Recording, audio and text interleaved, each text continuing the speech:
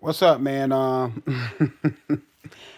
I just got done looking at the rest of the cause I didn't look at the whole fight hype video with Earl Spence had, and I looked at some more of it, and this man, this man and his many excuses is funny. It's very very funny, man. I told people that he was trying to knock out Mikey Garcia. Yes, he won the fight. I know he won the fight. That's all everybody want to say. Well, he won the fight, and I had people comment. Well, people say that they're gonna do this and that in the ring, and they do something different. Listen, man, he was trying to stop Mikey Garcia from round 8, 9, 10, 11, and 12. Errol Spence picked up the pressure. He was throwing hard punches. He was trying to stop Mikey Garcia. Now in this fight hype interview, he said that he was going to stop Terrence Crawford, right? And then he made the excuse the reason why he didn't stop Sean Porter or the reason why he did not stop Mikey Garcia is because he blew up so much in weight in between fights. That's his excuse. I did not stop those guys because I had blew up in so much weight in between fights I couldn't stop those guys. Okay, Mr. Earl Spence. The reason why you didn't stop those guys is because when you get up to the level of competition, the knockouts stop. It does for a lot of fighters. And the only reason why I believe he was able to stop Kell Brook, yes, people say, well, he broke the other orbital bone. Once you get one part of your face broken, like um, you know, Kell Brook did versus Triple G, it's a cause and effect, man. Is his other eye gave way in the Earl Spence fight. Yes, Earl Spence did hit him in the eye, did break his eye. I don't believe I don't believe Kell Brook quit like a lot of people say he quit. But nevertheless, he was already damaged and you know what I'm saying, beat up by Triple G. Even though I thought Kell Brook had a chance to win the fight. I thought he had a chance to win the fight. I thought he would have had a better chance to win the fight if he didn't fight Golovkin. Like I said, I had no qualms about him fighting Golovkin because many welterweights come up and challenge the 160 pound fighter. But yes, I'm in the camp with other people that said that Kell Brook did not solidify himself at welterweight first. He didn't fight Keith Thurman. He didn't fight a whole lot of other fighters first before he made that jump. But nevertheless, let's just get back to Mr. Earl Spence Jr. and his excuses why he didn't stop those guys. Like I said, when you move up in class, those knockouts usually halt. They usually halt when you step up in class. Yeah, Mikey Garcia is not a 147-pound fighter, but he's a fighter that's used to being in the ring, sparring bigger guys. He's been around boxing for a while. He's been boxing for a long time since he was little, and he understands how to handle himself in the ring. Now, in saying that, people keep on telling me that Earl Spence is this really big puncher. He's not a big puncher. Like I said, he's an accumulation puncher. The reason why he's not a big, go back and look at that Mikey Garcia fight. That will show you that he's not a big puncher because he was hitting Mikey Garcia with some clean shots. He was even hitting Mikey Garcia with clean body shots, and that's Earl Spence's forte. He goes to the body very well. That's one thing that he does very well in the ring that a lot of other fighters don't do in the ring. He does go to the body very well. And he was going to his body and he was hitting him with clean shots upstairs. And he did not even, I didn't even see Mikey Garcia hurt. You know what I'm saying? I believe Mikey Garcia probably was hurt, but I didn't see him get stunned. And he didn't even look like he was about to go down. He didn't really get wobbled, nothing like that. And if he's this big puncher, imagine if Mikey Garcia was fighting Felix Trinidad. Do you think he would be able to take a guy like Felix Trinidad punches? Do you think he would have took somebody like Oscar De La Hoya punches? No, no, he would. Terrence Crawford would have stopped him. If Terrence Crawford was hitting Mike Garcia clean like that, he would have stopped him, or the referee would have stopped the fight.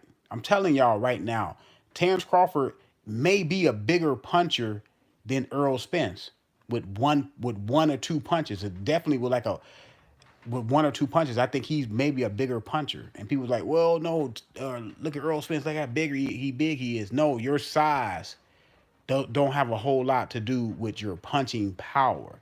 It's a guy that can come up. If he carry his punching power up with him, he could be a bigger puncher than you at 147, even if you have campaigned at 147 your whole career like an Earl Spence has. Earl Spence has campaigned his well, actually Earl Spence was 154 pounds. He fought some fights at 154.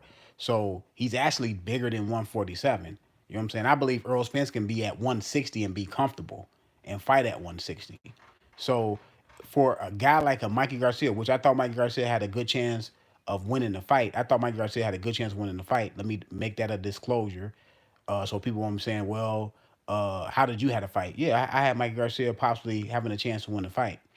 Um, but I didn't think Earl Spence would be able to keep up his jab the way he did. Now he did keep up his jab and kept Mikey Garcia at bay. Now I talked to Zone and he was telling me that Mikey Garcia will be able to expose some things, but Mikey Garcia will not be able to beat Earl Spence because he didn't think Mikey Garcia had the necessary attributes to beat Earl Spence, which he turned out to be correct. But he did reveal some things to me. He did reveal some things to Zone that Zone said he would be able to reveal. And I want people to see. I want people to start doing their own homework. I want people to start looking at the fights and be able to decipher what you're looking at. Because a lot of people have arguments and they want to argue with you and they don't even know what they're looking at. But they want to argue with you on things that I can look at that fight and I can see the things that he was able to expose on Earl Spence. But I want people to go in there and look for themselves. Go search for it for yourself, man. And the reason why he was not able to knock out um, Sean Porter is because he was befuddled. Sean Porter befuddled him, man. Just about 85 to 90% of that fight, he was befuddled. He didn't understand what Sean Porter was doing. He could not he could not adjust to what Sean Porter was doing. Not one round did he adjust to Sean Porter what Sean Porter was doing. Because every time Sean Porter back went up against the ropes, guess what he did? He turned Earl Spence around and put Earl Spence on the ropes. And he did it time after time after time after time after time after time. Earl Spence, yes, he was able to knock Sean Porter down when him and Sean Porter was exchanging. He got there first, and he was able to knock Sean Porter down. That happens when two fighters are exchanging and both fighters are trying to get their punch there, and somebody gets theirs there faster. And sometimes you get that flash knockdown. It was a flash knockdown. It wasn't like he was down, he was badly hurt, he was you know what I'm saying, he got right up and was ready to fight and actually took the fight to Earl Spence the rest of the round. But he was unable to do what he was unable to do things versus Sean Porter, which I knew that he was not going to be able to do versus Sean Porter. I picked Sean Porter to win that fight. I thought Sean Porter won a fight. But like I always say, my opinion don't count when it comes to black and white. Black and white, Earl Spence won a fight. I'm not here to argue about Sean Porter won the fight over Earl Spence. But I know what I seen. I know what my eyes seen. I know what it told me. And it told me that Sean Porter went in there and beat that man. For real. To be honest with you. And I know some people that's some Earl Spence fans that thought Sean Porter won the fight. But nevertheless, man, Earl Spence said now he said the reason why he did not stop Mikey Garcia because he wanted to go in there and box. What's up, man?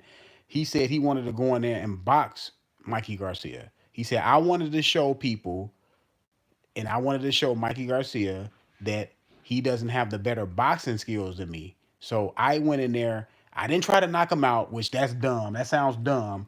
No fighter is no fight. A fighter with Earl Spence's reputation of quote unquote stopping everybody does not say or does not go in there intentionally to box someone and not knock them out.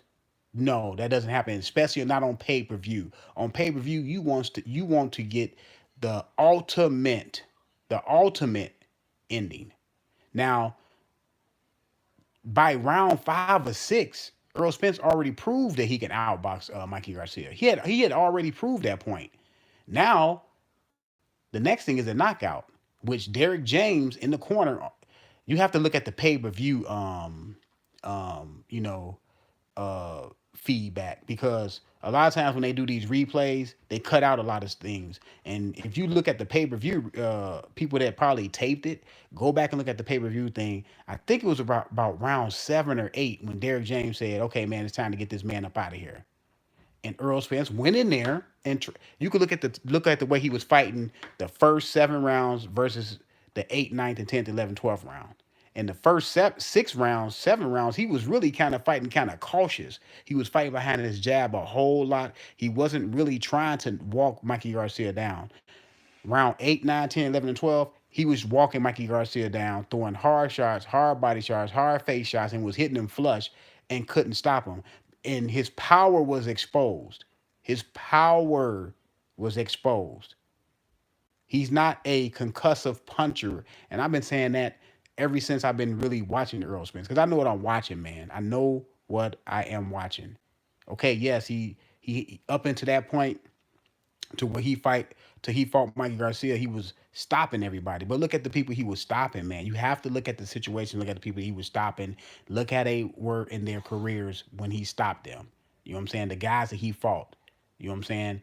When you fight top level fighters that know how to handle themselves in the ring, you're not gonna be stopping a lot of guys.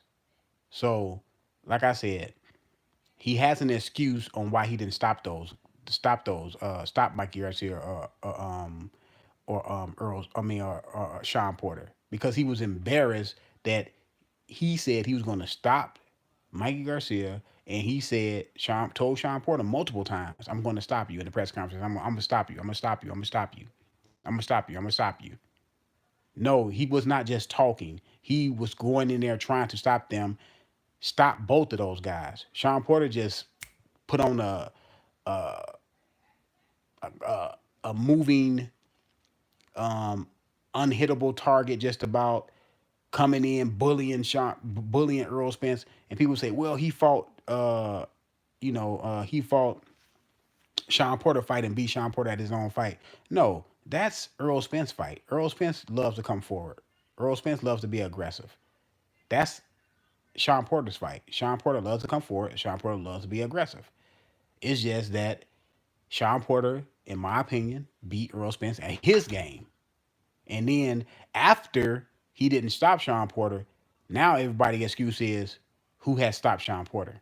But before that, everybody like, he gonna stop Sean Porter. He gonna do this to Sean Porter. He gonna break Sean Porter. He gonna leave him on his face and all this dumb stuff. These are people that either have not watched a lot of boxing or just don't know what they watching, man. And just fanboys. You know what I'm saying? It's hard to have a debate with a fanboy, because they always going to they're going to be blind by their fanboyish. You know what I'm saying? When you a fanboy, you get blinded, man. Everybody like, oh, you're an Earl Spence hater. No, I'm not an Earl Spence hater. I'm just an Earl Spence corrector. I'm just gonna correct things and put things in perspective, put things in their right perspective, and let y'all know that him saying that he wanted to stop those guys was not just talking. That's part of him stopping people is part of his reputation. That's the reason why a lot of his fanboys like him, because he's stopping guys, and they believe everybody that he fights, they believe he's going to stop them. Now he said he wanted to fight. Well, now the thing is, he's going to stop Terrence Crawford. He's not going to stop Terrence Crawford, man. Terrence Crawford going to end up stopping Errol Spence, and we all know the narrative. It's going to be an excuse, a built-in excuse that, oh man, Terrence Crawford did not beat the Errol Spence before the car crash. He beat the Errol Spence after the car crash, and that's gonna be for any prominent fighter. Anybody, if Danny Garcia go in there and beat Errol Spence, and what if he go in there and beat Errol Spence decisively? People gonna say, well, he wasn't the same before the. I don't want to hear nothing about the car crash. He himself and a lot of y'all say that he's ready, that he's going to go in there and start mowing people over. You know what I'm saying? Even though he didn't mow over his last two opponents, as far as knocking Mikey Garcia out, he definitely didn't mow over Sean Porter. That was a That was a very close fight. I'm not gonna say it was a robbery because I don't do the robbery thing. If you don't knock out your opponent, if you don't stop him, if you don't have his corner stop the fight, if you don't have the referee stop the fight, if you don't have the commissioner get up on the ropes and say he had enough, the fight is in your hands.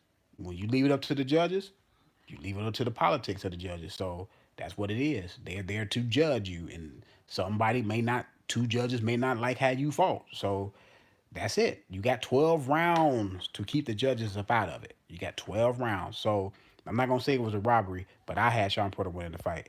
But man, hey y'all, thanks for coming through, man. Hey, let me know what y'all think, man. I'm out.